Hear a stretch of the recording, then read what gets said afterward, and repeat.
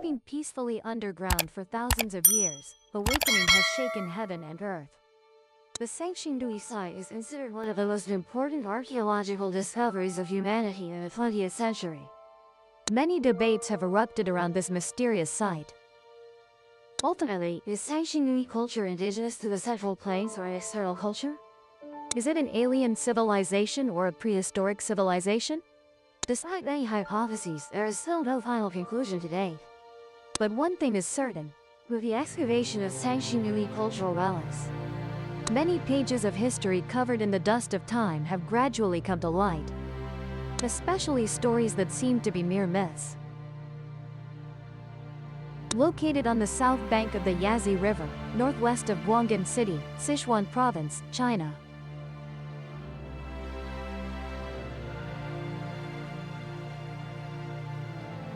With an area of about 12 square kilometers, this place holds the remains of an ancient kingdom from about 5,000 to 3,000 years ago. But Sanxingdui was only discovered in the spring of 1929, when an old farmer found a cache of exquisite and beautiful jade artifacts while farming. Sanxingdui represents the Bronze Age of the ancient Shu state, awakening the Sanxingdui civilization of Shu after 3,000 years of oblivion. Two sacrificial pits at Sanxingdui were excavated in 1986 by local workers. With a total of 567 different artifacts, these relics once shocked the entire world. By the end of March 2021, the Sanxingdui cultural site in Sichuan was excavated again with over 500 artifacts. There are many different hypotheses about the origin of Sanxingdui civilization. Some believe it came from West Asia, some say from Egypt, and some even think it came from an alien civilization. Therefore, people can only use their imagination and propose various explanations. Because, during the time Sanxingdui civilization existed, that is, the era of the 5 emperors in Central Plains culture, belonging to ancient times, there are almost no extensive historical records. Even the illustrious lives of kings were recorded in just over 10 lines in historical texts. Thus, a civilization like Sanxingdui was soon forgotten. The truth about subsequent generations was not recorded. Once, we explored a mythical treasure together, considered bizarre and fantastical, like dragon bodies with human faces, beast bodies with human heads, human faces with snake bodies, etc., which is the strange book classic of mountains and seas.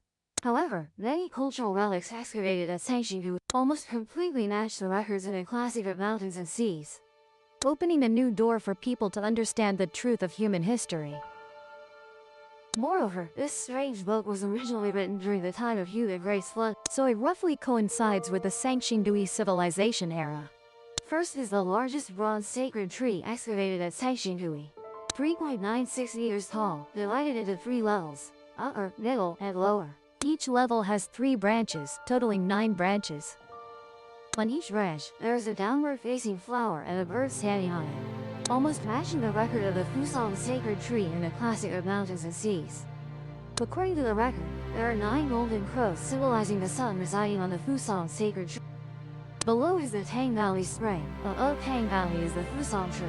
10 suns bathe here. North of Haichi country there is a large tree living underwater. 9 suns hide under the branches, 1 sun is on the branch. At the same time, the dragon patterns on the bronze sacred tree are a type of monster with only 1 leg. On the newly discovered bronzes, prototypes can be found in the Classic of Mountains and Seas. Or in the Classic of Mountains and Seas, the inner chapters recorded like this. In the southwest, there are 3 countries. Tai Hao gave birth to Hong Ying gave birth to Thua Li gave birth to Hao Chu. Hao Chu marks the beginning of 3 people. The 3 people mentioned here are likely ancient Shu people.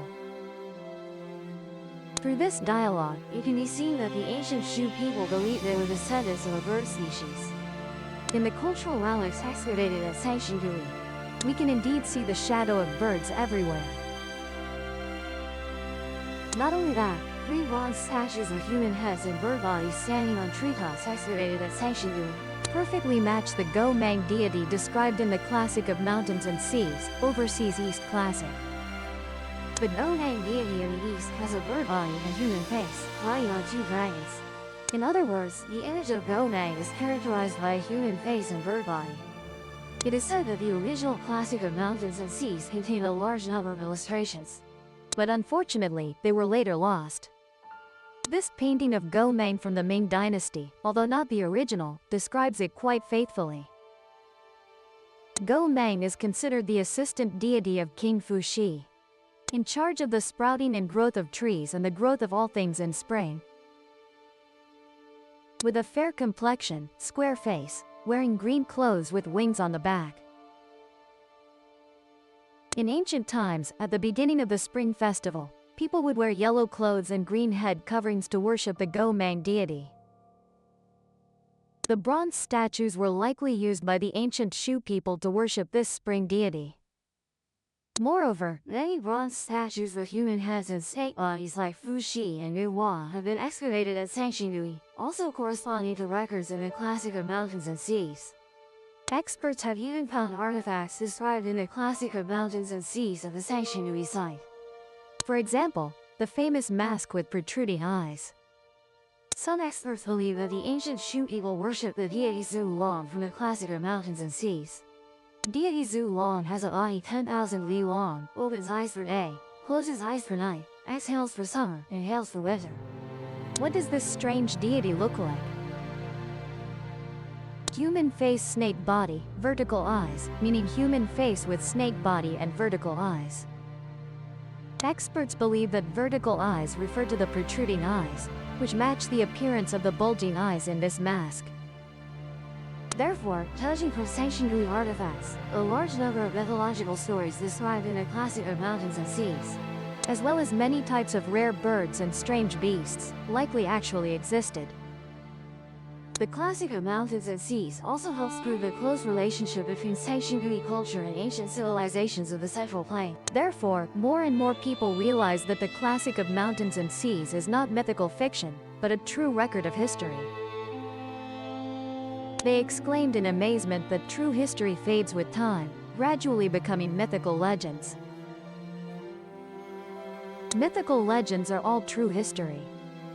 If the Classic of Mountains and Seas is truly an accurate and rigorous historical record, then events recorded in it like the prehistoric Great Flood and Yu the Great's flood control, once considered myths, might all be true. The Great Flood controlled by Yu the Great recorded in the Classic of Mountains and Seas occurred during King Yao's reign, estimated about 4,400 to 4,300 years ago. The Great Flood during Noah's Ark recorded in the Western Bible also occurred about 4,400 to 4,300 years ago.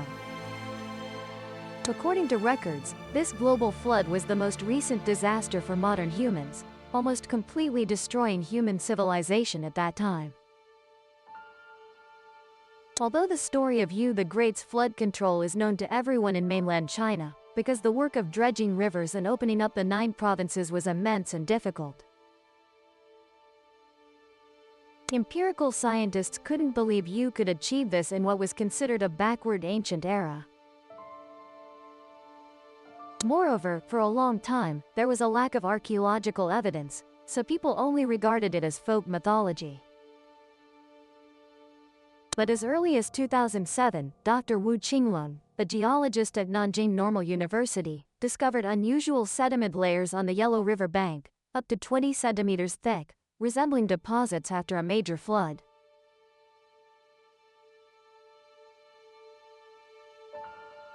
The research team conducted carbon analysis on organic materials contained in these flood sediments. Results showed that a great flood indeed occurred about 4,000 years ago, coinciding with the Great Flood during the Yao, Shun, and Yu era recorded in history.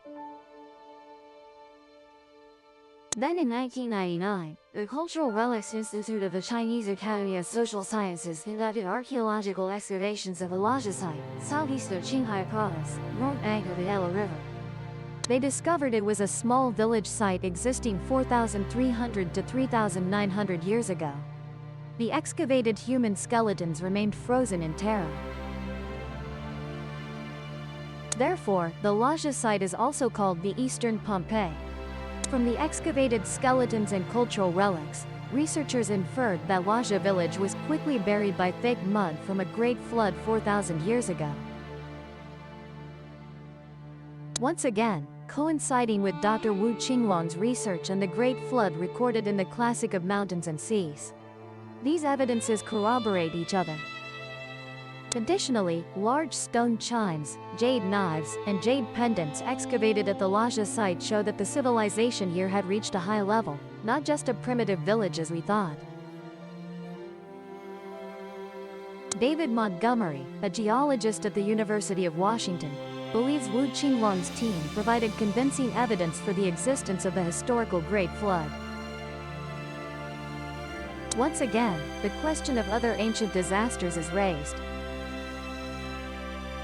Furthermore, through research, geologists discovered that the rivets of Noah's Ark were made from an alloy of iron, aluminum, and titanium with high durability and corrosion resistance. This indicates very advanced metallurgical techniques existed over 4,000 years ago. Regarding this point, similar metallurgical techniques have also been found in artifacts excavated at Sangshinjui. For example, the processing temperature of the golden mass had to be above 1,000 degrees Celsius, and the bronze divine tree used extremely sophisticated technologies including overlay casting, rivet casting, inlay casting. Zinc and lead in many bronze objects had also been extracted. Clearly, according to evolutionary theory, that period was in the transition phase from the Stone Age to the Bronze Age. Therefore, these Sangshinjui cultural artifacts far exceed current understanding of the technological level of that era. The sudden existence and disappearance of Sangshinjui culture once again confirms the existence of an advanced civilization. Additionally, Sangshinjui artifacts seem to validate ancient stories long considered myths. So why has humanity continuously experienced destructive disasters throughout history? According to the Bible, the Great Flood disaster occurred due to the degeneration of human morality, failing to meet the standards of being human. Crimes increasingly multiplied, ultimately leading to God's punishment. In Greek mythology, it similarly describes that people's hearts were wicked then, the strong oppressed the weak, and they ultimately had to suffer divine punishment. In the Chinese Great Flood legend, Nuwa mended the sky, saving the people from disaster. Ultimately, the survivors of the catastrophe were also those who maintained their goodness. In the long flow of history, humanity has experienced many civilizations and ancient divine miracles. They were obscured by the dust of time and erased by the flow of history. Gradually, later generations regarded them as myths and legends, preventing people from clearly seeing true history and the nature of life. Fortunately, part of the secret key to unlocking historical shackles hidden in prehistoric civilization sites is gradually being decoded, including the Sangshinjui site. Currently, archaeological excavation work at Sangshinjui is still continuing. We believe that in the near future, many more secret keys will certainly be discovered. Opening the hidden historical locks, helping everyone look back at their own history and beliefs. Thus, the existence of Sangshinjui civilization as well as the discovery of prehistoric civilizations worldwide has repeatedly affirmed humanity's admiration for deities throughout the ages. Experts acknowledge that Sangshinjui artifacts now classic of mountains and seas, proving that mythology truly exists. What do you think about this similarity? Is this still evidence? Please share some of your views in the comment section. If you found this video interesting, please subscribe to the Dark Truth Files channel. Please share some of your views in the comment section below. If you found this video interesting, please share it with a friend. And now, on behalf of the team, goodbye and wish everyone a wonderful day.